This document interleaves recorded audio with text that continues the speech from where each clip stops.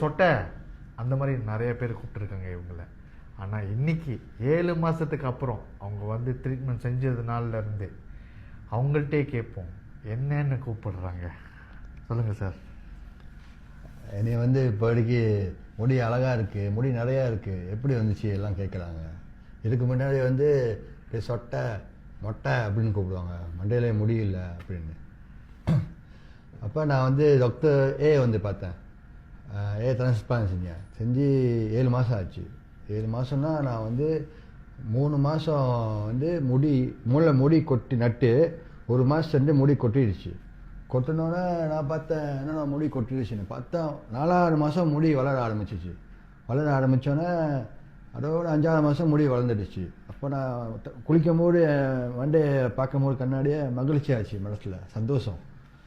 அப்போ இப்போ 7ஆவது மாதம் ஆச்சு, முடி வளர்ந்துடுச்சு. பழைய 10 வருஷம் வந்து எப்படி இருந்தோன்னா இப்போ நான் அப்படி இருக்கேன்.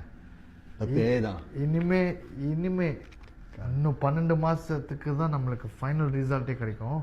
ஆனால் இனிமே எவனாச்சும் அவங்கள வந்து சொட்டைன்னு கூப்பிடவே முடியாது. ஏதாச்சும் முடி பிரச்சனை இருந்துச்சுன்னா கண்டிப்பாக வந்து நம்மளையே கன்சல்ட் பண்ணுங்கள். தேங்க்யூ. ஆம்பளையாக சரி பொம்பளையாக சரி நம்மளுக்கு கான் முக்கியம். ஸ்டைலாக கெத்தாக இருக்கணும்னா நீங்கள் முடி கான் முக்கியம். வந்து பாருங்கள். தேங்க்யூ. தேங்க்யூ.